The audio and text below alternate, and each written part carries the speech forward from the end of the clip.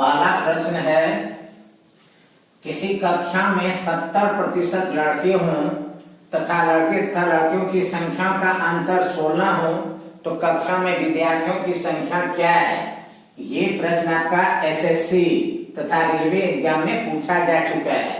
बहुत ही शानदार क्वेश्चन है। कैसे बनाएंगे? तो लड़के दिया हुआ है 70%, लड़के इक्वल टू 70% दिया हुआ है। तो बताइए लड़कियां कितना हो जाएगा? लड़कियां हो जाएगा 100 माइनस 70%, तो कितना हो जाएगा? 30%।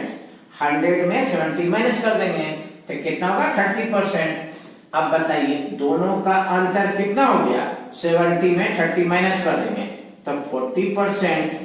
40% बराबर आपको 16 दिया हुआ है।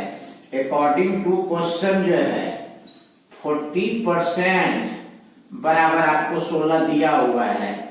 तो टोटल परसेंटेज जो होता है वो 100 होता है। तो 100% बराबर कितना हो जाएगा? तो 16 गुना 100%, अब बटे हो जाएगा 40%। परसेंट कैंसिल, 0 0 कैंसिल, 4 चौके 16 और 10 गुना 4 कर देंगे कितना होगा? 40। तो टोटल होगा 40। और 40 आपका किस ऑप्शन में दिया हुआ है? ऑप्शन डी में। तो करेक्ट आंसर आपका ऑप्शन डी हो जाएगा। दूसरा प्रश्न है कि 40 वस्तुओं का विक्रय मूल्य 36 वस्तुओं के क्रय मूल्य के बराबर है, तो प्रतिशत हानि ज्ञात कीजिए।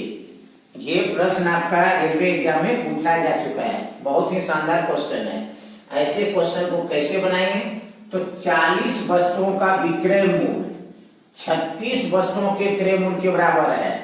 ऐसे प्रश्न में क्या करेंगे? जो विक्रय मूल्य रहेगा उसको सीपी बना देंगे, क्रय मूल्य बना देंगे, और जो क्रय मूल्य है उसको जो है विक्रय मूल्य बना देंगे, एसपी बना देंगे। तो सीपी आपको दिया हुआ है कितना? 40 रुपये, और एसपी दिया हुआ है 36 रुपये। एसपी दिया हुआ है 36 रुपये, तो खरीदा 40 रुपया में अब बेचा 36 रुपया में। तो बताइए क्या होगा? हानि हो जाएगा। तो हानि कितना हो जाएगा? हानि जो है क्रय मूल्य माइनस विक्रय मूल्य। तो 40 में 36 घटा देंगे, 4 रुपये हो जाएगा। तो प्रतिशत हानि कितना हो जाएगा? हानि गुना 100 अब बटे क्रय मूल्य। क्रय मूल्य दिया हुआ है 40, 0 0 कैंसिल, 4 4 कैंसिल, तो 10% हानि हो जाएगा। और बताइए 10% आपका किस ऑप्शन में दिया हुआ है? ऑप्शन सी में। तो करेक्ट आंसर आपका ऑप्शन सी होगा। तीसरा प्रश्न है कि 3 संरेख बिंदु से होकर कितने वृत्त खींचे जा सकते हैं? बहुत ही शानदार क्वेश्चन है। ये प्रश्न आपका बीएलडब्ल्यू प्लस रेलवे एग्जाम में जो है पूछा जा चुका है। तो सबसे पहले देखिए संरेख बिंदु किसको कहते हैं? तो जो बिंदु एक सीध में होता है उसको संरेख बिंदु कहा जाता है। जो बिंदु एक सीध में होता है उसको संरेख बिंदु कहते हैं। तो मान लेते हैं कि 3 बिंदु ए बी सी संरेखी है। कहता है इस तीनों बिंदु से होकर के कितने वृत्त गुजारे जा सकते हैं, कितने वृत्त खींचे जा सकते हैं। तो देखिए जब बिंदु ए और बी से वृत्त खींचेंगे तो सी छूट जाएगा। अगर बी और सी से वृत्त खींचेंगे तो बिंदु ए छूट जाएगा, और अगर बिंदु ए और सी से होकर के वृत्त खींचेंगे तो बिंदु बी छूट जाता है। कहने का मतलब 3 संरेख बिंदु से होकर के एक भी जो है वृत्त नहीं खींचे जा सकते हैं। तो कौन सा ऑप्शन होगा? ऑप्शन डी होगा। एक भी वृत्त नहीं खींचा जा सकता है। फिर से समझिए हम क्या बोले कि 3 संरेख बिंदु है ए बी सी। तो अगर ए और बी से होकर के हम वृत्त पास करते हैं तो बिंदु सी छूट जाता है।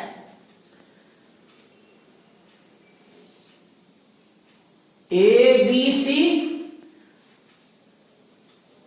अगर बी और सी से होकर के वृत्त पास करते हैं तो बिंदु ए छूट जाता है,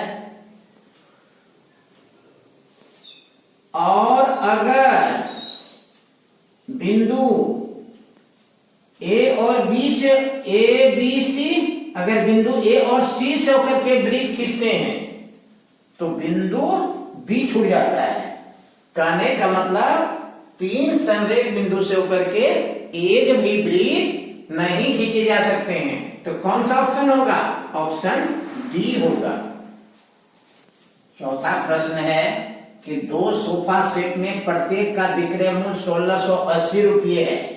यदि एक को 40% लाभ पर तथा दूसरे को 40% हानि पर बेचा जाए तो कुल मिलाकर के कितने रुपया की हानि होगी? ये प्रश्न आपका एसएससी प्लस रेलवे एग्जाम में पूछा जा चुका है। बहुत ही शानदार क्वेश्चन है। इसको कैसे बनाएंगे? तो दो सोफा सेट में से प्रत्येक का विक्रय मूल्य 1680 रुपये है, तो कुल विक्रय मूल्य कितना हो जाएगा? कुल विक्रय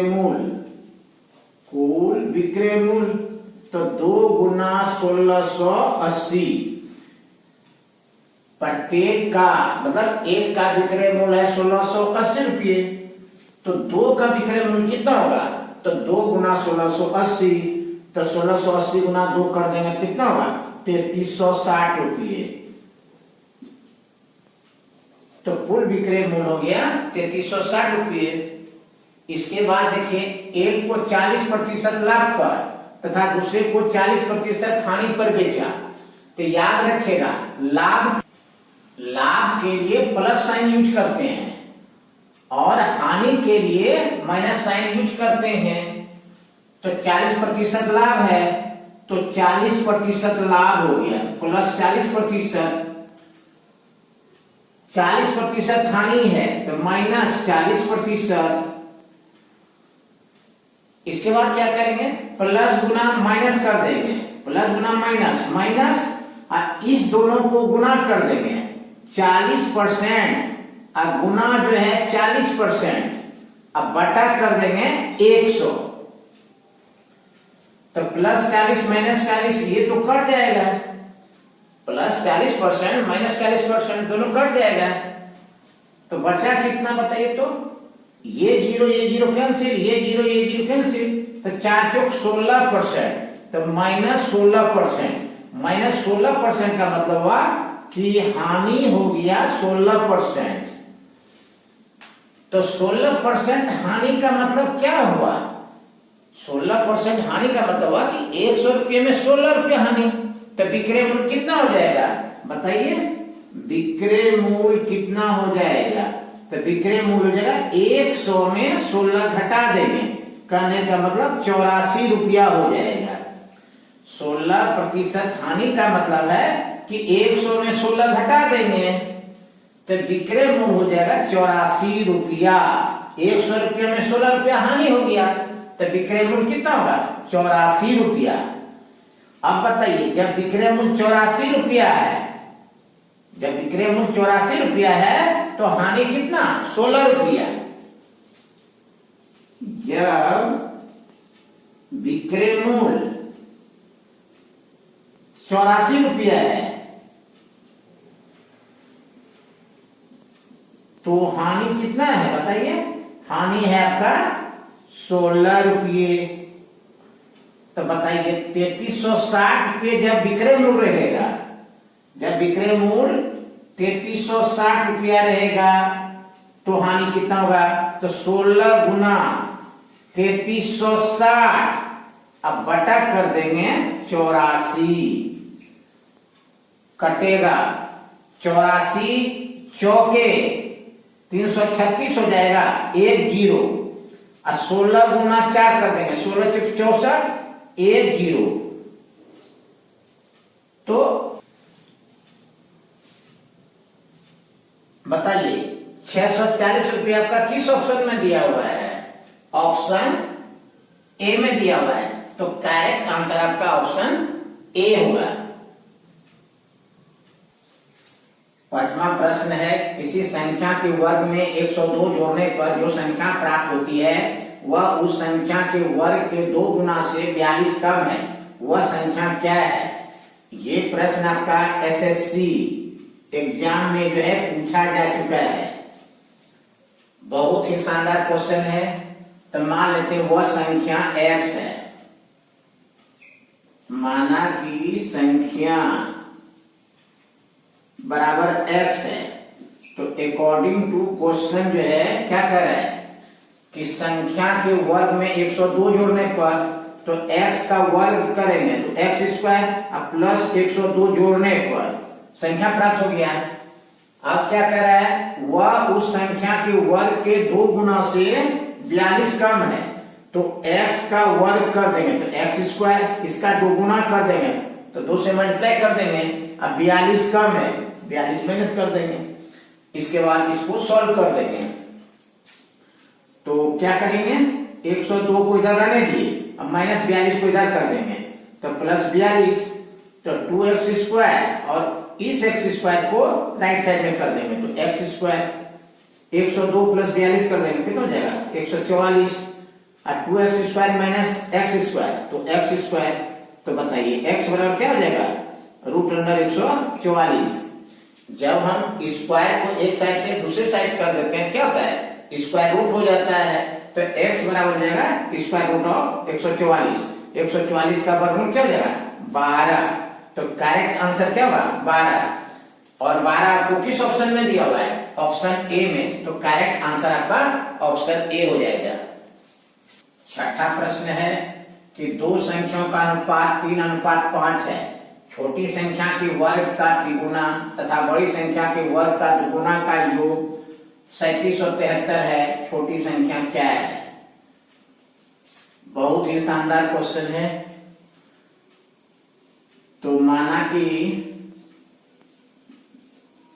छोटी संख्या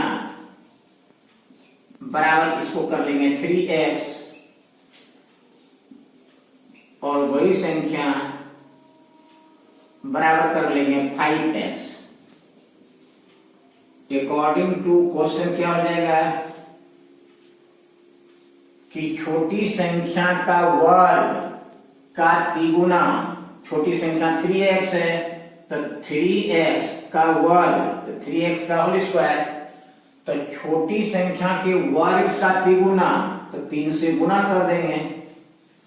इसके बाद क्या कर रहा है, बड़ी संख्या के वर्ग का दुगुना तो बड़ी संख्या 5x है तो 5x का होल स्क्वायर का दुगुना 2 से गुना कर देंगे, का योग तो योग कर देंगे। कितना दिया हुआ है 3773, तो बराबर कर देंगे 3773। इस लाइन को समझिए क्या कर रहे हैं कि छोटी संख्या के वर्ग का तिगुना और बड़ी संख्या के वर्ग का दुगुना का योगफल 3773 है। इसके बाद इसको सॉल्व कर देंगे तो 3x का होल स्क्वायर कर देंगे तो 9x स्क्वायर प्लस 5x का होल स्क्वायर कर देंगे 25x स्क्वायर, 25 गुना 50, 50x स्क्वायर बराबर हो गया 3773। तो 9 तिया 27, 27x square plus 50x square बराबर हो गया 3773। 50 प्लस 27 कितना हो गया 77, तो 77x स्क्वायर बराबर हो गया 3773। तो बताइए x स्क्वायर बराबर कितना हो जाएगा 3773। अब बटा 77 को हम इधर कर देंगे तो बटे 77 होगा, 77 से भाग दे देंगे तो 49 से कट जाएगा।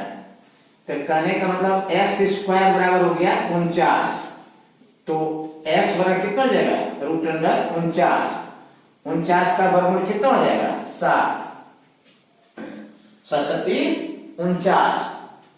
तो कह रहा है कि छोटी संख्या क्या होगा, तो छोटी संख्या क्या है, छोटी संख्या बराबर 3x, तो 3 गुना x का वैल्यू 7, 7 या 21, तो करेक्ट आंसर होगा 21। और 21 आपका किस ऑप्शन में दिया हुआ है? ऑप्शन डी में। तो करेक्ट आंसर आपका ऑप्शन डी होगा। यदि वीडियो पसंद आया तो लाइक, शेयर और सब्सक्राइब कीजिए। Thank you very much.